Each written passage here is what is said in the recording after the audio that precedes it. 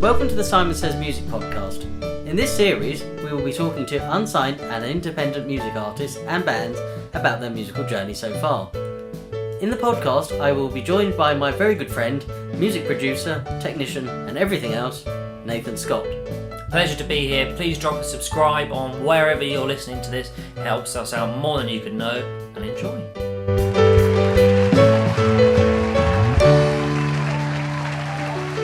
So welcome to another episode of the Simonsaysmusicpromotions Music podcast. Today we're joined by the singer-songwriter musician Marc Todd. Welcome.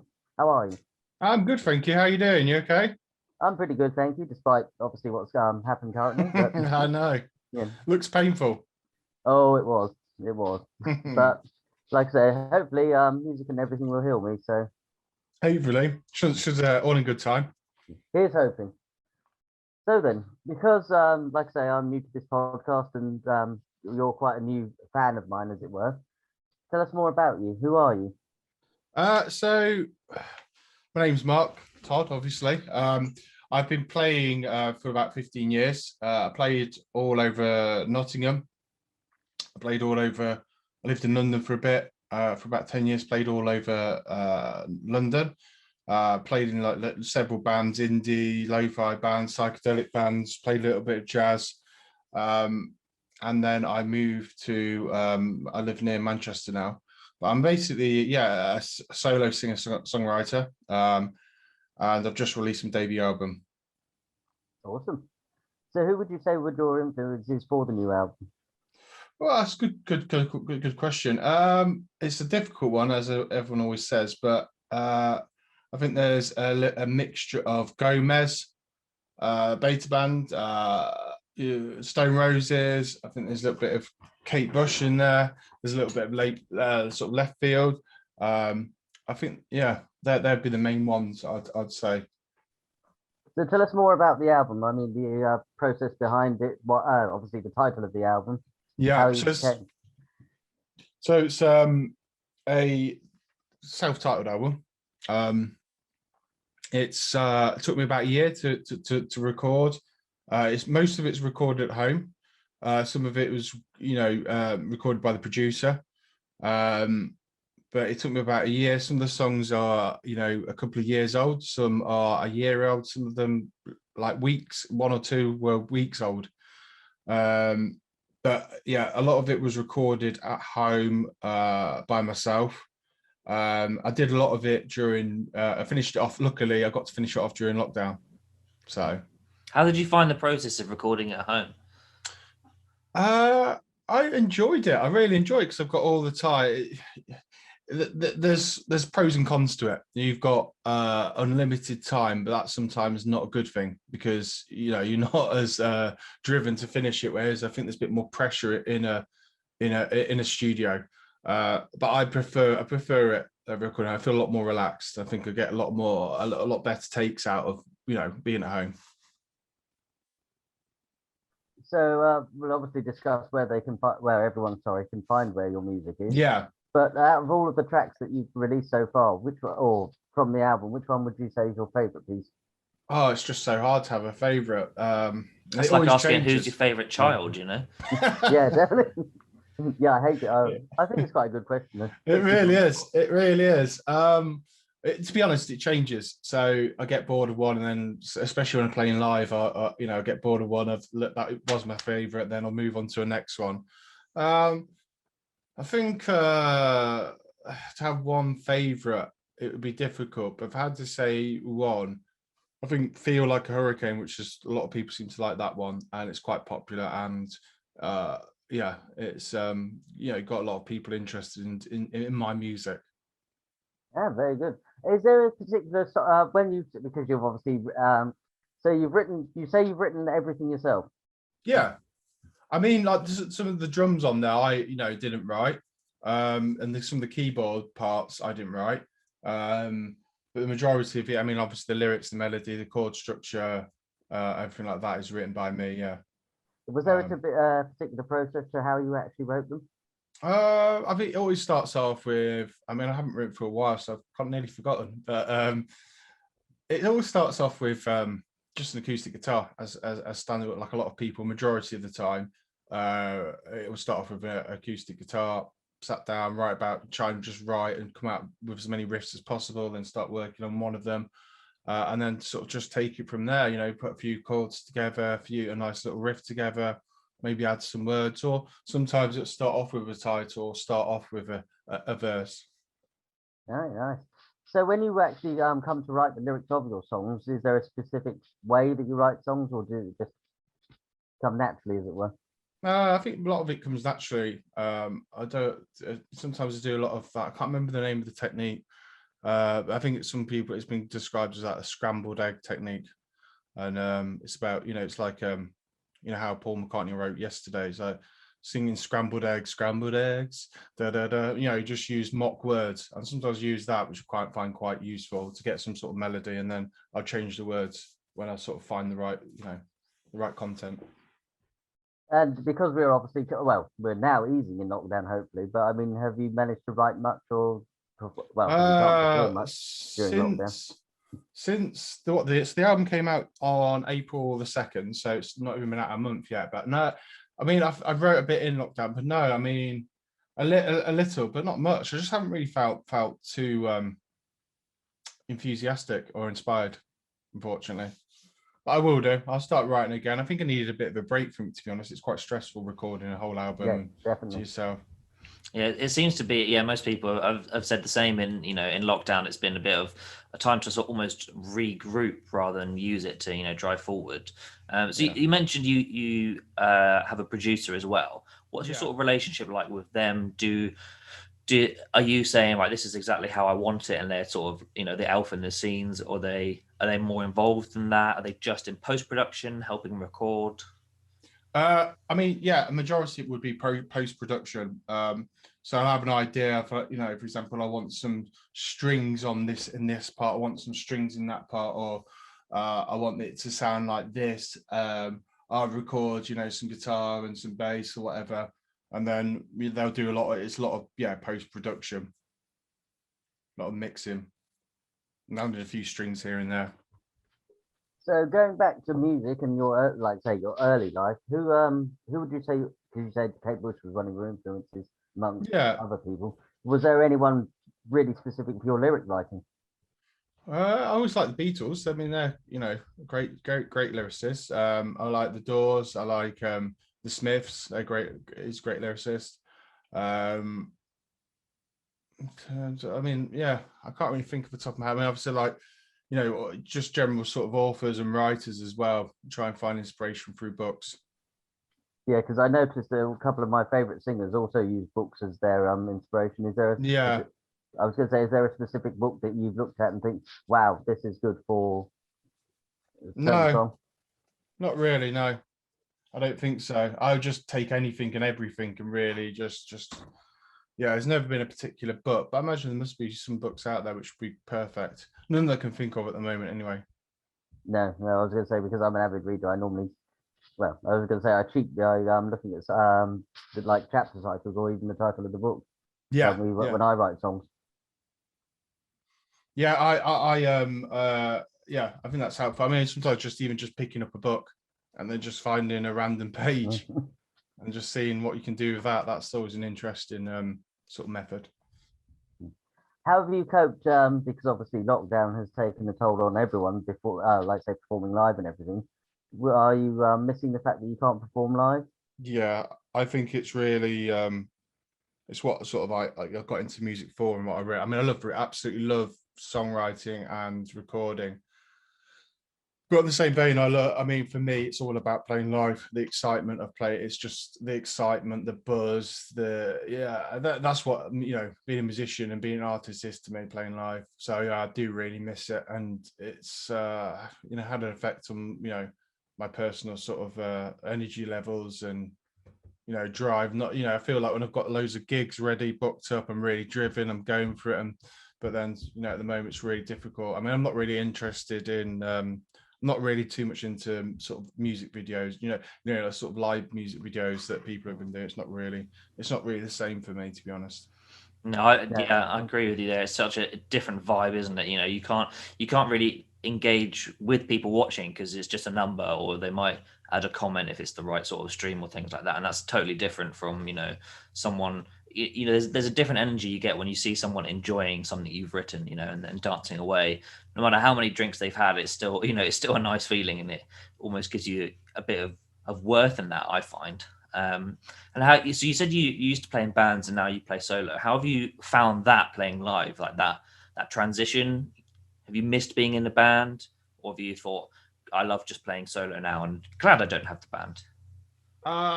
There's pros and cons with both. I absolutely miss playing in a band and having that huge, big sound behind you. So there is pros and cons. It's great to write by yourself. It's great to organize yourself. There's a lot less pressure and a lot less stress sometimes.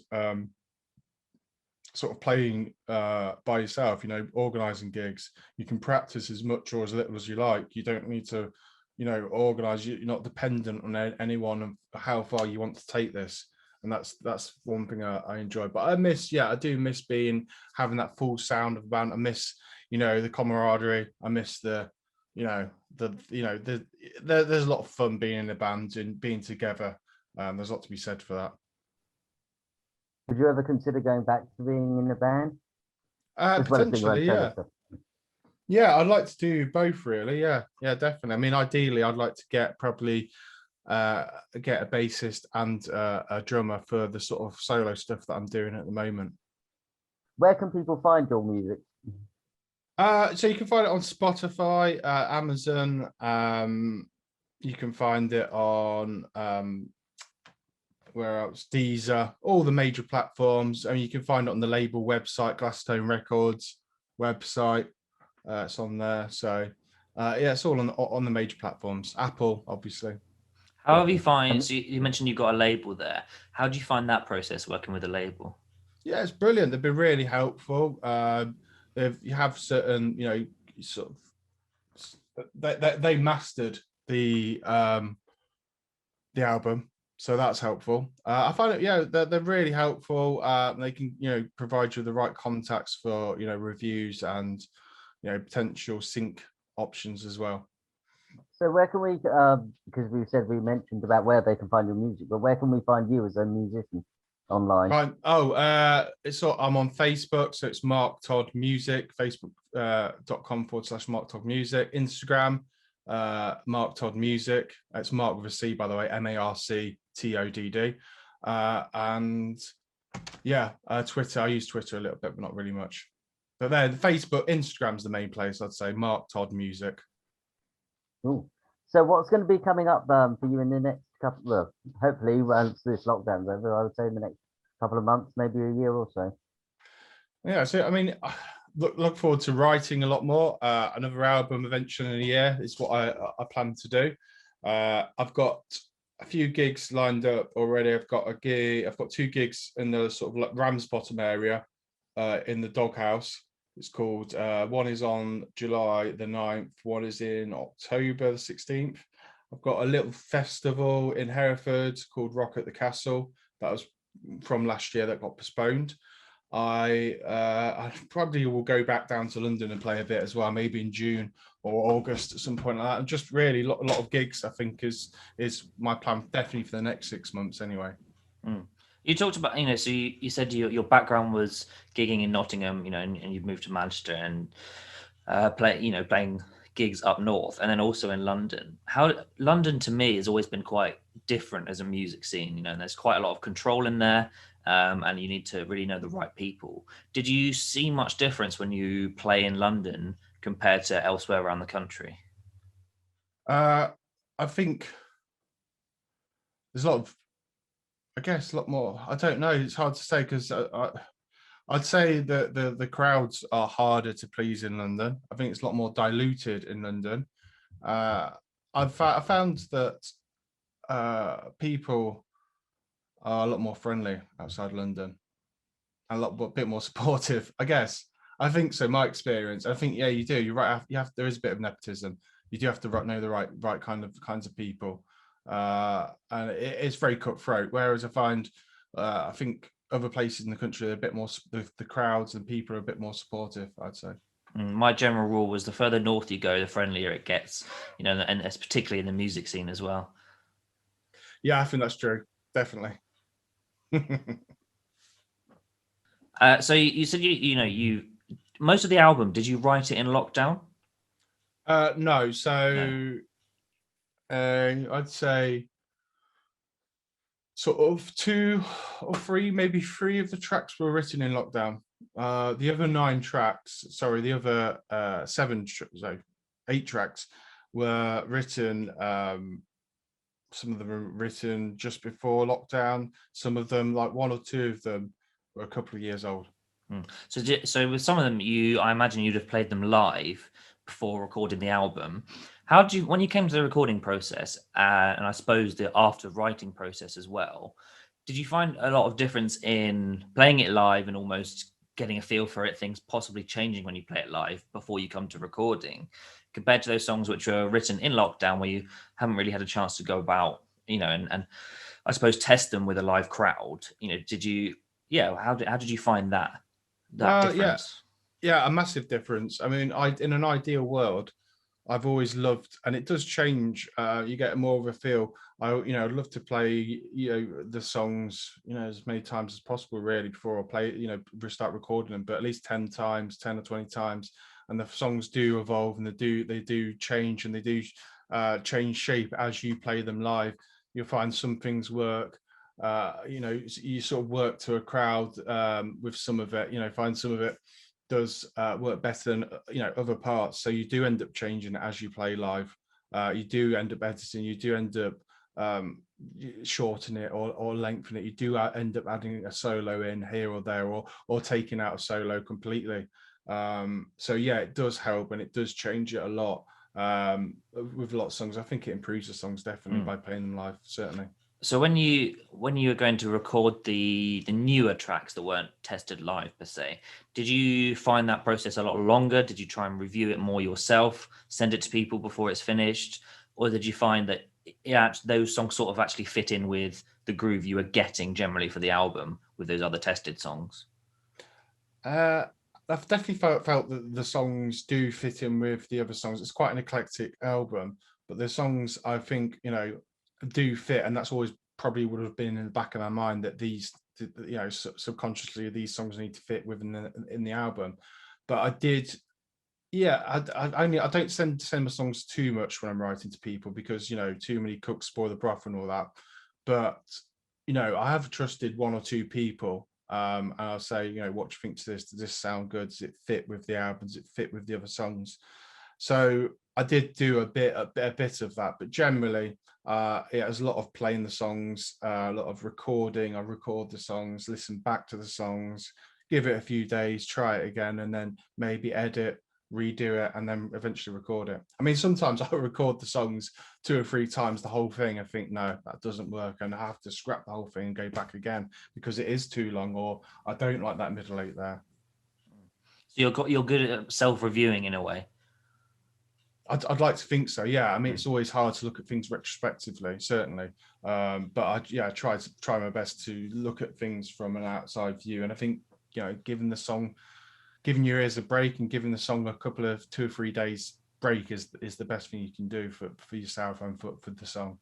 Yeah, I agree with you there. Particularly, if you're in quite a long day and you've decided, I'm going to record all day. By the 10th hour, you are so brain fogged and all sorts going on. You could either stumble upon something genius, or it could be totally rubbish and you've no idea because you're just so out of it. So yeah, I think you're right. Actually, coming back with a fresh perspective a lot. Yeah, I think that's a really wise way to go about recording.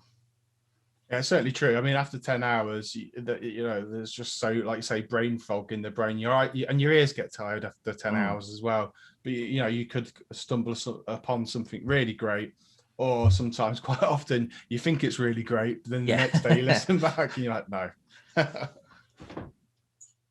So you mentioned that you're really keen to go out gigging, as I think a lot of people are, as lockdown eases, and we hope now it's a clean road out to those things. Do you think the music scene, live music scene, independent or not, big gig, small gig, do you think a lot of that is going to be changed or affected by lockdown? I think I was quite worried at one point that there wasn't going to be many grassroots independent venues left. That was a huge worry of mine. In terms of what it changed, I think I'm hoping what's going to happen after every sort of big event, world event, like a war or something like a pandemic. There's just a massive explosion of popular culture, which you've seen happen again and again. So what I'm hoping is that independent venues and venues themselves are just going to absolutely be rampacked with people, and have lots of events going on and are really going to flourish. Yeah, they say that's that saying, isn't it? You don't know what you've got until it's gone. And I think a lot of that's happened with music. We've all played to a crowd of 2 or 1, or the sound guy, in independent music.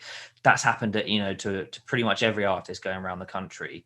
And that was before the pandemic. And I actually hope that it's sort of given people to think, oh, well, actually, I really miss live music, or I've spent enough time in my bedroom on Zoom now. I really want to, go out and enjoy something live and fresh. So I actually hope it might, give it more of a kickstart than was, because you're right. A lot of venues were closing. A lot of venues are struggling, particularly with the pandemic, but some were struggling even before, and I certainly hope that, things have actually become more positive because people have decided, oh, I've actually really missed this.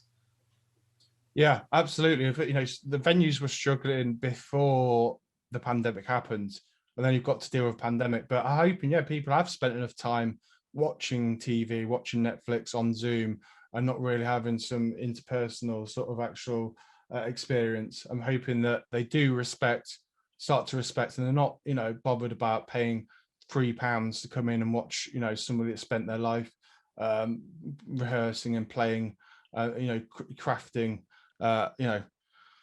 Practicing their craft all their life. So hoping that people are sick of that, sat there watching X Factor glued to the TV, and they do have the local bands around the corner that are much better and much more entertaining. Well, thank you very much, Mark. It's been a great insight to who you are, what your music is, and everything else in between. Brilliant. Thank you very much for having me. Really appreciate it. It's been absolutely lovely. You're very welcome. And like I said, check out Mark's music when you can. And speak to you all soon. Bye. Bye.